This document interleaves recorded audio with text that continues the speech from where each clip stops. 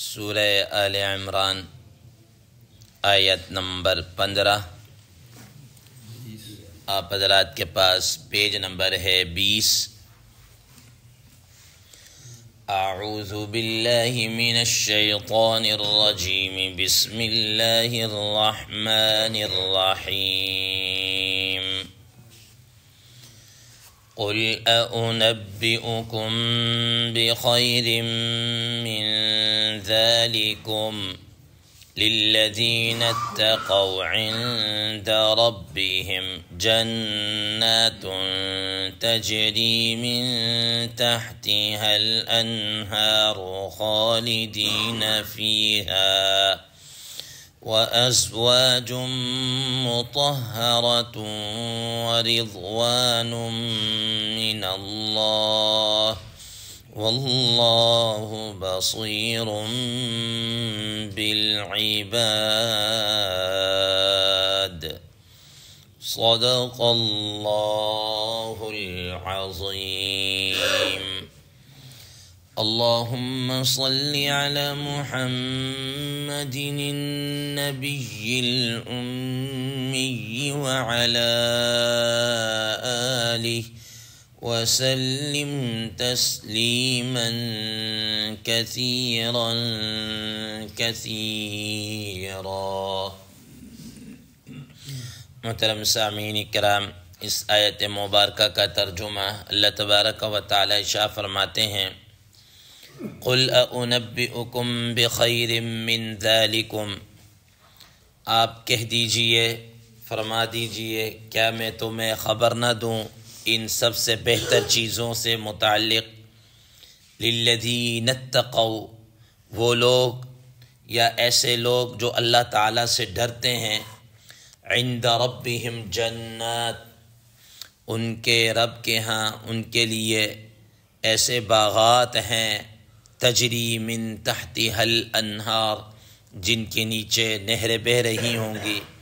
خالدین فیہا، وہ اس میں ہمیشہ ہمیشہ رہیں گے، وازواج مطہرہ، اور ان کے لیے پاکیزہ بیویاں ہیں، ورضوان من اللہ اکبر، ورضوان من اللہ، اور اللہ تبارک و تعالی کی خوشنودی ہے، واللہ بصیر بالعباد، اور اللہ تبارک و تعالی بندوں کو خوب دیکھتے ہیں۔ محترم سامعین کرام، ما قبل کی آیت مبارکہ میں ان چیزوں کا بیان تھا جو انسان کو مرغوب ہیں، انسان ان کی خواہش کرتا ہے، اور اس خواہش کی وجہ سے وہ آخرت سے، اللہ تعالیٰ سے، نیک کاموں سے غافل ہو جاتا ہے، تو اللہ تبارک و تعالیٰ نے ان چیزوں کو بیان کیا۔ حضرات مفسرین کرام رحمہ اللہ فرماتے ہیں کہ سیدنا حضرت عمر رضی اللہ تعالی عنہ جب انہوں نے اس آیت مبارکہ کو سنا تو اس کے بعد فرمایا کہ یا باری تعالی، اب اس کے یہ چیزیں تو ایسی ہیں جو انسان کی مرغوب ہیں، ان سے بچنا چاہیے، تو پھر ہمیں کن چیزوں کے لیے کوشش کرنی چاہیے، کون سی ایسی چیزیں ہیں ان کے متعلق بتا دیجئے۔ تو اس پر فرماتے ہیں کہ یہ آیت مبارکہ نازل ہوئی، فرمایا قل انبئکم بخیر من ذالکم، میں تمہیں ایسی چیزوں کے متعلق نہ بتاؤں جو ان سے کیا ہیں، بہت بڑھ کر ہیں، جو ان سے بہتر ہے۔ محترم سامعین کرام،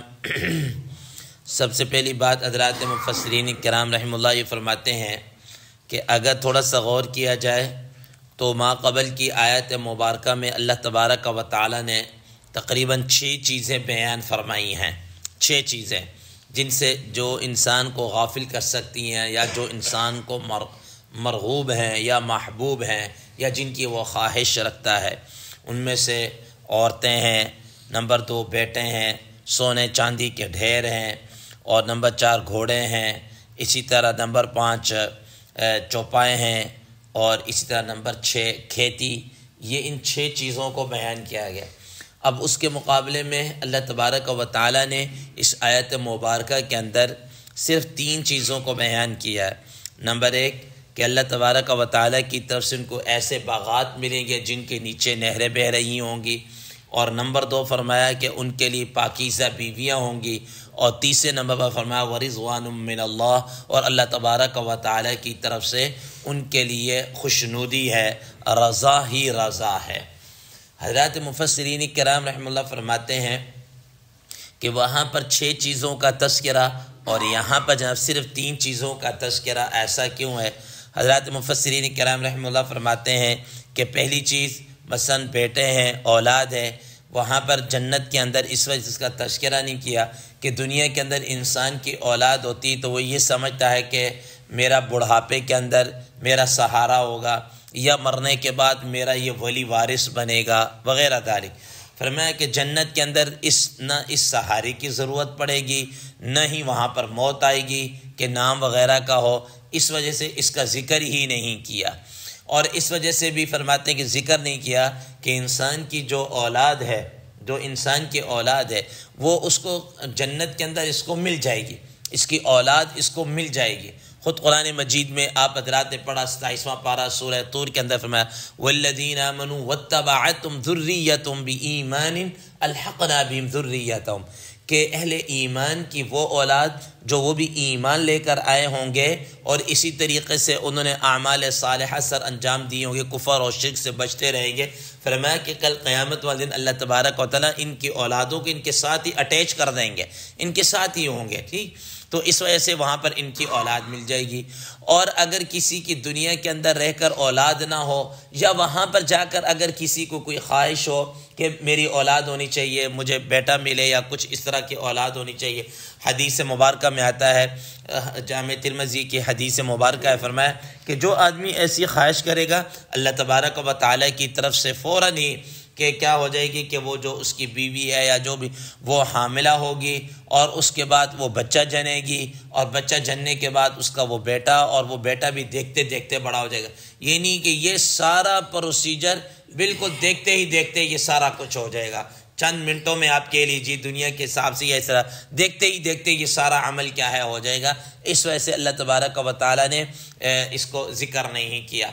اسی طریقے سے سونا چاندی ہے، اللہ تعالیٰ نے سونا چاندی کا ذکر کیا، فرمایا کہ سونا چاندی دنیا کے اندر اس وجہ سے ہوتی ہے تاکہ انسان اس سے اپنی ضروریات کو خرید کر ضروریات پوری کر سکے، کوئی چیز لے یا دے۔ ایک زمانے تک تو چونکہ یہ سونا اور چاندی کے اشرفی، درہم، دینار یہ چلتے رہے اور لوگ انہی سے چیزوں کا لین دین کرتے رہے، تو فرمایا کہ آخرت کے اندر تو انسان کو کچھ چیز خریدنی ہی نہیں پڑے گی کہ جس کی وجہ سے اس کو سونا چاندی کی ضرورت پڑے۔ اور دوسرے نمبر پر اس وجہ سے بھی کہ حدیث مبارکہ کے اندر آتا ہے کہ جنتی کو جنت کے اندر ایسے ایسے محلات ملیں گے، بعد ایسے محل ہوں گے کہ جن کی 1 اینٹ سونے کی اور 1 اینٹ کیا ہے چاندی کی ہوگی۔ جب جس کے پاس اتنے وافر مقدار میں تو اس کو پھر چھوٹے موٹے سونے چاندی کی کیا ہے کس چیز کی ضرورت پڑے گی، اس وجہ سے سونا چاندی کا بھی کیا ہے ذکر نہیں کیا۔ اسی طریقے سے محترم سامعین کرام، حضرات مفسرین کرام رحمہ اللہ فرماتے ہیں گھوڑے ہیں، ٹھیک ہے نا، پچھلی آیت میں گھوڑوں کا تذکرہ کیا، وہاں پر گھوڑوں کا تذکرہ نہیں ہے۔ حدیث مبارکہ میں آتا ہے، حضرات مفسرین کرام رحمہ اللہ فرماتے ہیں کہ انسان کو گھوڑے کس کے لیے ہوتے ہیں کہ انسان ایک سے دوسری جگہ سفر کرنے کے لیے، اس طریقے سے وہاں پر، اور فرمایا کہ وہاں پر اس کی ضرورت ہی نہیں پیش آئے گی۔ اور جب انسان نے اپنے اعزاء و اقارب یا کہیں جانے کے لیے جائے گا، مثال کے طور پر، تو حدیث مبارکہ میں آتا ہے کہ جمعہ کے جمعہ انہیں کو ایسا ٹائم مقرر ہوگا جتنا ہمارے ہاں ایک جمعے سے دوسرے جمعے تک جتنا ٹائم ہوتا ہے، اتنے ٹائم کے بعد اگر وہ جانا چاہیں گے یا کہیں جانا ہوگا تو فرمایا کہ جنت کے اندر ان کو ایسی بہترین قسم کی سواریاں گھوڑوں کی شکل میں یا عمدہ گھوڑے کیا ہے وہ ان کو مل جائیں گے، اس وجہ سے بھی اس کا ذکر نہیں کیا۔ اسی طرح باقی رہ گئی یہ کھیتی ہو گئی اور چوپائے ہو گئے اور اس قسم کی یہ جو چیزیں ہیں، حدیث مبارکہ میں آتا ہے کہ انسان اب یہ کھیتی کیوں لگاتا ہے، اس میں گندم کیوں لگاتا ہے تاکہ میرے سال بھر کے دانے ہو جائیں، یہ جناب اعلیٰ یہ سبزیاں ہیں، یہ پھل ہیں، یہ کسی تاکہ کھانے پینے کا کچھ سامان ہوتا رہے۔ اور وہاں پر تو کیا ہے ساری چیزیں ہمہ وقت دستیاب ہیں، ہر وقت ہر چیز کیا ہے دستیاب ہے، اس کی ضرورت ہی نہیں ہے، اس کی ضرورت ہی نہیں ہے۔ تو اس لیے فرمایا کہ وہاں پر اس چیزوں کی انسان کو ضرورت ہی نہیں پڑے گی، ان چیزوں کا ذکر ہی نہیں ہے۔ ٹھیک. اور حدیث مبارکہ میں آتا ہے پھر بھی اگر کسی بندے کو مثال کے طور پر جنت کے اندر اس بات کا ہوگا کہ میں کھیتی لگاؤں یا کھیتی ہونی چاہیے، فرمایا اس کی اس خواہش کو بھی کیا ہے پورا کیا جائے گا کہ وہ خواہش کرے گا، اللہ تبارک و تعالیٰ کی طرف سے پورا ایک میدان جناب کھیتی کا لگے گا، دیکھتے ہی دیکھتے وہ کھیتی بڑھ رہی ہے، دیکھتے ہی دیکھتے وہ کٹ رہی ہے، دیکھتے ہی دیکھتے اس کا وہ سارا پروسیجر ہونے کے بعد وہ کٹا کے اس کے پاس ہی کیا ہے آ جائے گی، تو اس کی یہ خواہش بھی کیا ہے پوری ہو جائے گی. اور اسی وجہ سے قرآن مجید میں اللہ تبارک و تعالیٰ نے فرمایا وَلَكُمْ فِيهَا مَا تَشْتَهِيهِ الْأَنفُسُ وَلَكُمْ فِيهَا مَا تَدَّعُونَ، کہ اس کے لیے وہ جو خواہش کرے گا نا وہ سب کچھ اس کو کیا ہے ملے گی. اب اس کے بعد تو کسی چیز کی ضرورت ہی نہیں رہے گی کہ جو تم خواہش کرو گے تمہیں کیا ہے ملیں گے، لیکن اس کے باوجود بھی اللہ تبارک و تعالیٰ نے خاص طور پر ان 3 نعمتوں کا کیا کر دیا، ذکر کر دیا. پہلے نمبر پر فرمایا کہ لِلَّذِينَ اتَّقَوْا عِنْدَ رَبِّهِمْ جَنَّاتٌ تَجْرِي مِنْ تَحْتِهَا الْأَنْهَارُ، کہ ان متقین کے لیے، ڈر رکھنے والوں کے لیے، تقوی والوں کے لیے رب کے ہاں کیا ایسے باغات ہوں گے جن کے نیچے نہریں بہہ رہی ہوں گی، جن کے نیچے کیا ہے نہریں بہہ رہی ہوں گی. اور وہاں پر نہریں کس چیز کی ہوں گی؟ خود قرآن مجید نے فرمایا فیہا انہار من ماء غیر آسن، منرل واٹر ہم دنیا کی اصطلاح کے طور پر، دنیا کی جو ٹرمز ہے اس کے طور پر، ورنہ وہاں کے پانی کی اس کی کیا نسبت ہو سکتی ہے، ٹھیک ہے نا. پانی کی نہریں، شہد کی نہریں، دودھ کی نہریں ہیں، ٹھیک ہے.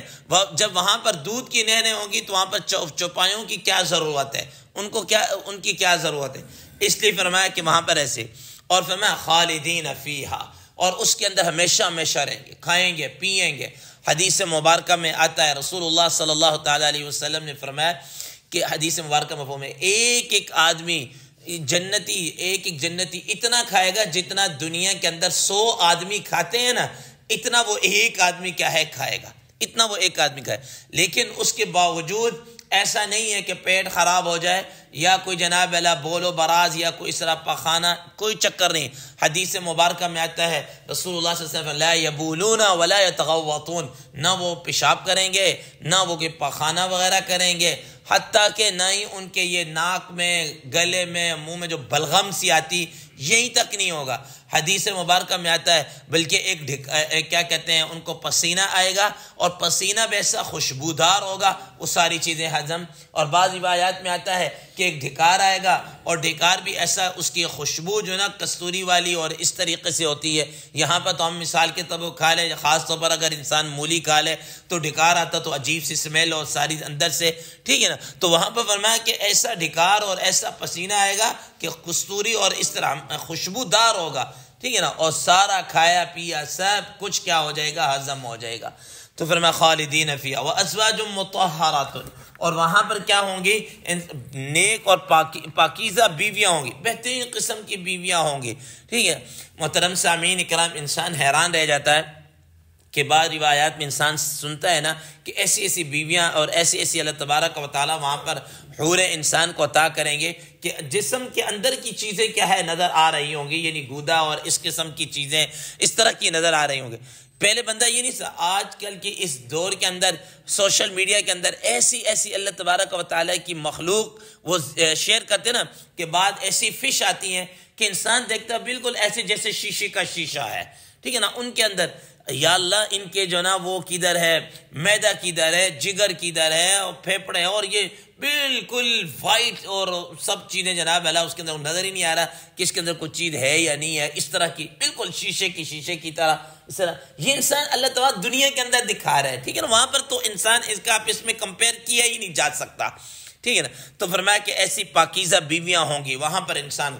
اور ان سے بڑھ کر ورضوان من اللہ، اللہ کی رضا بڑی. قرآن مجید میں اللہ تبارک و تعالیٰ فرمایا ورضوان من اللہ اکبر، اللہ کی رضا سب سے بڑھ کر ہے. حدیث مبارکہ میں آتا ہے جب جنتی جنت کے اندر چلے جائیں گے ان کو ساری نعمتیں مل جائیں گی تو اللہ تبارک و تعالیٰ پوچھیں گے اے میرے بندو تمہیں کچھ اور چاہیے؟ کچھ پورا ان کا یا اللہ سب کچھ مل گیا، ہمیں تو کس چیز کی ضرورت ہے؟ فرمایا کہ میں تمہیں اس سے بڑھ کر چیزیں دوں. یا باری تعالیٰ اس سے بڑھ کر کیا ہو سکتا ہے؟ ہر ایک نعمت جو ہم نے سوچا بھی نہیں ہے وہ اس سے بڑھ کر ہے، اس سے بڑھ کر کیا نعمت ہوگی؟ تو اللہ تبارک و تعالیٰ فرمائیں گے جاؤ میں نے تمہیں کیا دے دی؟ اپنی رضا دے دی. اب ہمیشہ کے لیے میں تم سے کیا ہے راضی ہوں، میں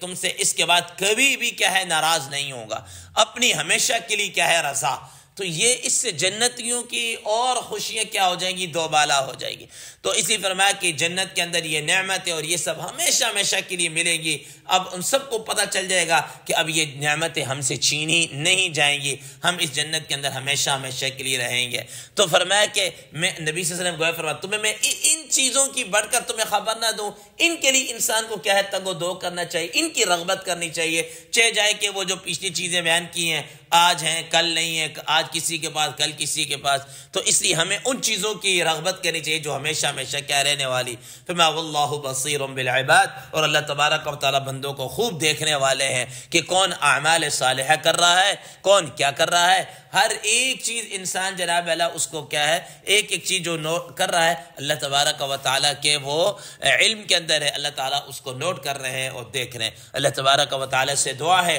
اللہ تبارک و تعالیٰ ہمیں ان ساری چیزوں پر عمل کرنے کی اور آخرت کی بھرپور تیاری کرنے کی توفیق عطا فرمائے۔ وآخر دعوانا ان الحمد للہ رب العالمین۔